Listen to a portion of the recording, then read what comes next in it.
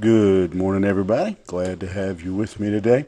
If you want to follow along, we'll be back in the 24th proverb, beginning in the 28th verse. Hope you had a great weekend and your week's off to a good start.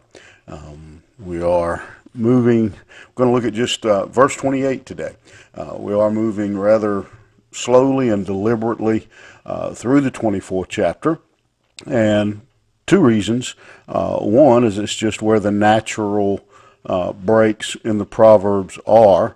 But secondly, to really try to deal with adequately with some of the truths in this chapter. This chapter is a very practical dose of wisdom for us. And so here in verse 28, we see these words: Be not a witness against thy neighbor without cause, and deceive not with thy lips.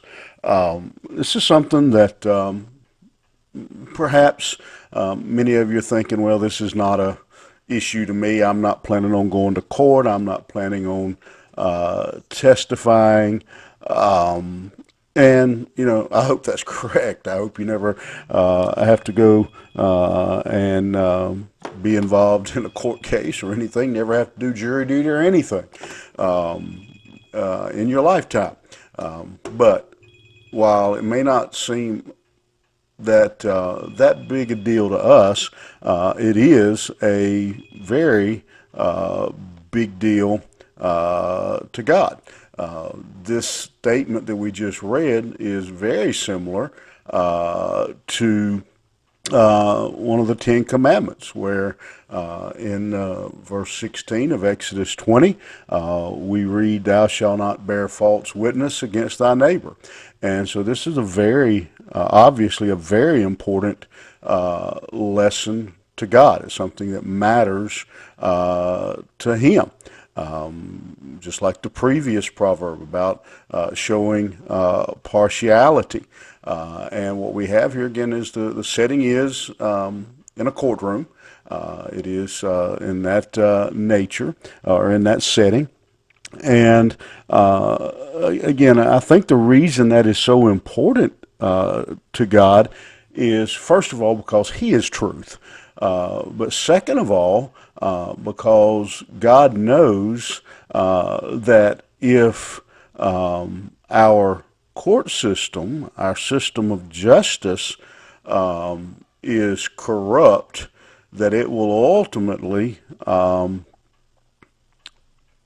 infect every aspect of a nation. If the courts are corrupt, where does it stop? Where there is no justice. And so I think and again, it just is the very nature of God Himself to do justice. And so I think that's why we see this. Be not a witness against thy neighbor without cause. Don't deceive with your words. Don't lie when you give your testimony. And so, first of all, we have a warning in the first line about not lying about a person. Now, it doesn't say don't go to court. If you have evidence, if you have facts, certainly there's no prohibition here against testifying in court.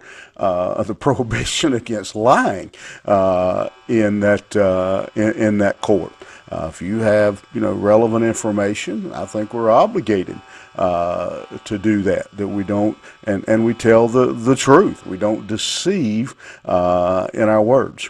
But then I think we take this proverb, and while there's no dispute that this is obviously laid out, and again, the background, the setting is in the courtroom.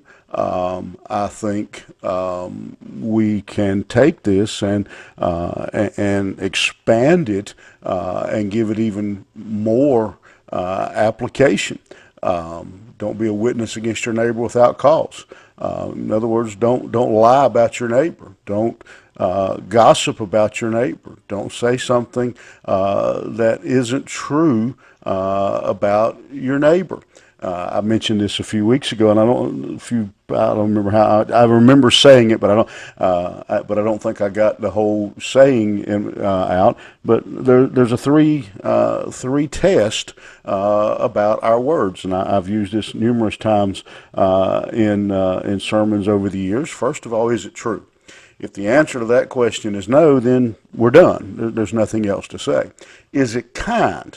Again, you could look at somebody and say, well, are they ugly? Are they fat? Yes. Are they, whatever? Yes, it's true. But is it kind? And then, well, the answer is no. Well, then we're done. But just because even if it's true and kind, then the final test is it necessary? Does it even need to be said? And so, we just kind of walk down, if it's true, okay, let's move to the next question. Just because and a lot of people, that's the furthest they go in checking their words. Well, is it true? And if it's true, out it comes. But we know that true words, because they're true, sometimes they hurt. Sometimes they do damage. And so is it kind? And then, is it necessary? Does it need to be said? It's not always necessary to say something, to share something, just because it's true. How much better would our world be? How much more harmony would there be in our homes and our families and our churches if we would govern our words by that little test? Is it true? Is it kind? Is it necessary? Again, a no to any one of those means keep it to yourself. Do not bear witness against your neighbor without cause, the writer of Proverbs says. Think about that today. Is it true? Is it kind? Is it necessary? We'll see you here tomorrow morning.